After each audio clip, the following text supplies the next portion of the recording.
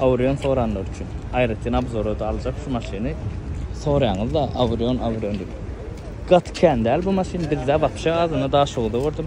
Öküz kelle şu. Şalı ütken öküz kelle, restyling öküz kelle deysen böyle. Ayızında şungal banancık va faralar ütke.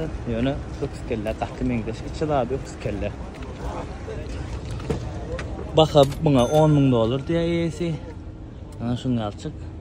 Halici paket gelen ekeni digim yok. Yani kocasın tiklenemen diye.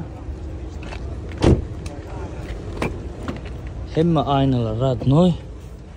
Arası zat. Mesele yok. Yani bu baka degen mi degen yok mu? Siz yazın komentarda yok mu? Sorutta Avrion'un fanatları siz için. Men yani şu maşinin keyfini düşünüm yok. Şu maşin mümkün hiç interes dörüden yok. Men öküz kelle alanım oğuren mana alanından. Siz hem yazın komentarda öküz kelle mi ya da Avrion mu? Neme tapavdu var? Üt köşük mü?